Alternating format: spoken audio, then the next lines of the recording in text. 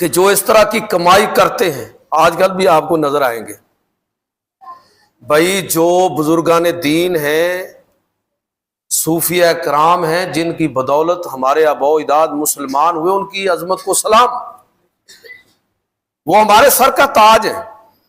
میں آپ کو یقین دلاتا ہوں پوری تحقیق اور پورے مطالعے کی روشنی میں کہ انہوں نے کسی کفر اور شرک کی دعوت نہیں دی. یہ جال سازی بعد کے لوگوں نے کی ہے. صوفیاء تو سب سے بڑھ کر توحید کا عالم بلند کرنے والے تھے. ہندوستان کے کفرستان کے اندر لوگوں کو بتوں کی غلامی سے نکال کر اللہ کی غلامی کے اندر لے کر آنے والے صوفیاء کرام تھے.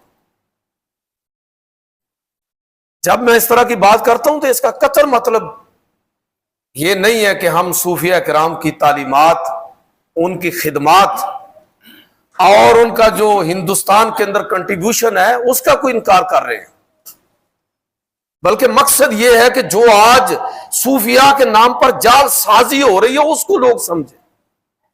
ایمانداری سے بتائیں، لوگوں نے تعویذ کے ریٹ نہیں رکھے ہوئے کہ 500 والا لینا ہے کہ 1000 والا لینا ہے کہ 2000 والا لینا ہے.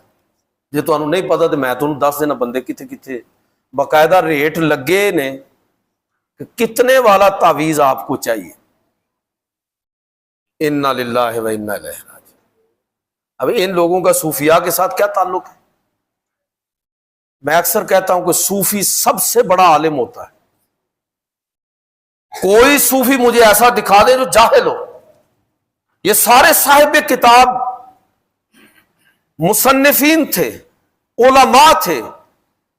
جس کو آپ صوفی کہتے ہیں نا، وہ سب سے پہلے عالم ہے، دین کا فہم رکھنے والا ہے، جمعے کی نمازیں امامت کروانے والے لوگ ہیں، دین پر کتابیں لکھنے والے لوگ ہیں. آپ جس کا بھی نام لیں گے، ایک نہیں 20 کتابیں آپ کو ان کے بایوگرافی کے اندر ساتھ آپ کو ملے گی کہ اتنی کتابیں انہوں نے. یہ کون لوگ ہیں؟ خیر موضوع دوسری طرف چلا جائے گا. آپ اس حدیث کو سنیں کہ جو لوگ اس طرح کا رزق کمانے والے ہیں حرام کھا رہے ہیں.